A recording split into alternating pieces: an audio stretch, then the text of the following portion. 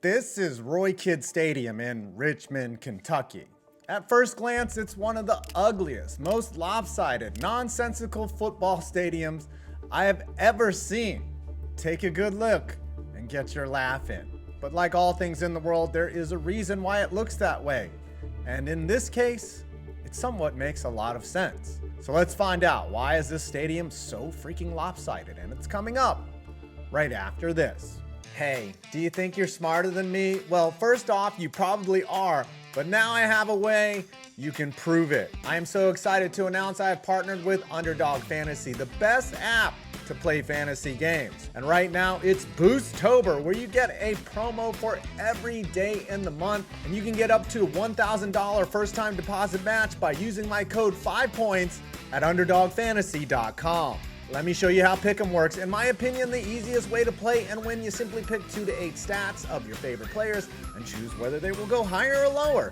And if you go 5 for 5, you can win up to 20 times your money. This weekend, I'm going with both Aaron Rodgers and Sam Darnold to go higher, along with Breece Hall and Justin Jefferson to score TDs. If I hit, I can turn $20 into $227. So after this video, head to underdogfantasy.com and use my promo code 5points, or hit the link below and get started right away. Again, you can support this channel big time and my content by heading over to underdogfantasy.com and using promo code 5points to get your daily promo in the month of Boosttober and get a first-time deposit match of up to $1,000.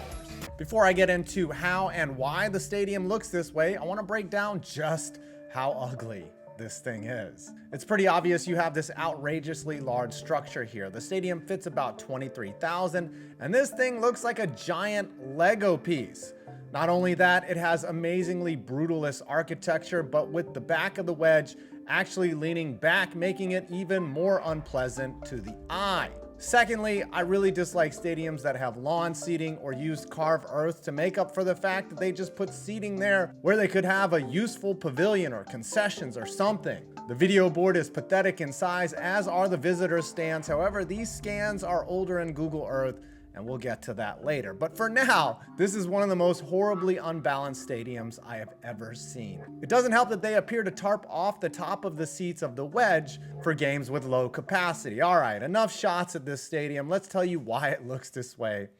And it actually is a pretty charming little story. Roy Kidd Stadium was built in 1969, nice, and was originally called Hangar Stadium, as it was replacing Hangar Stadium. The first Hangar Stadium was built in 1936 and had a classic design, but became horribly outdated by the 1960s, and Eastern Kentucky needed to move on. Quick side story. In 1963, EKU changed the name of the football team from the Eastern Kentucky Maroons to the Colonels, presumably a shout out to KFC and Colonel Harlan Sanders, who served in the military but was only an honorary colonel. Also, EKU chose the most copy pasta mascot ever to basically look like the man who founded that delicious finger-licking crispy chicken. It's finger-licking good. All right, back to the stadium. As Hangar Stadium's life was coming to an end in the late 1960s, the university had a big problem. Nobody wanted a new football stadium. So University President Robert Martin hatched a very clever plan. He got budget approval for new classrooms and a new ROTC facility, but they didn't specify how or where it could be built. So he decided he would build a giant wedge-shaped academic building in front of a large patch of flat earth, and then slap some bleachers on the top and call it a day.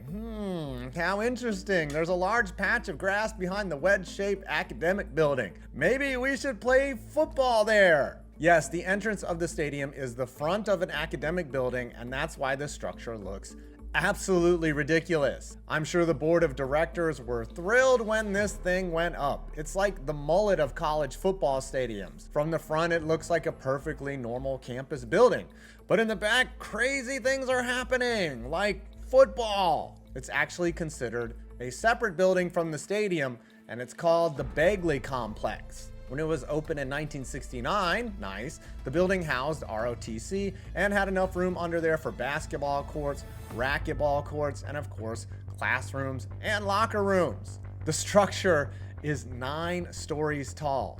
Now it makes sense as to why it's so unbalanced. They had no budget for visiting seats. They could barely get this monstrosity built with the funds that they had. What the admin didn't anticipate is how good the team would be at football after the stadium was built. In 1990, the stadium was renamed for legendary EKU coach Roy Kidd, who won over 300 games in his career, including a stretch of 25 consecutive winning seasons, most coming as longtime participants in the Ohio Valley Conference. Maybe if the admin knew they would be winning so many games, they might not have built such a weird-ass, shitty stadium. EKU currently plays in Division I FCS in the ASUN Conference and has won 2 natties in their history way back in 1979 and in 1982. Slowly but surely, the field has been upgraded over the past half century, with field turf added in 2009 and then upgraded in 2021. LED lights were added in the same year, and recently the visitors' side has been upgraded with new stands and upgraded facilities, which include new weight rooms, upgraded locker rooms, and those basketball shot thingies. Cool. They even signed a naming rights deal for the field with CJ Bank. I swear they'll sell the naming rights to anything. Welcome to the Underdog Studios at 5 Points Vid's apartment. Apparently there are no elevators in the Wedge building, so accessibility is a problem, and the plan is to eventually tear down the giant Lego and build a real stadium, as the Colonels are eyeing a move to FBS sometime in the future, which, if they don't upgrade, would instantly make this one of the worst FBS stadiums in all of college football.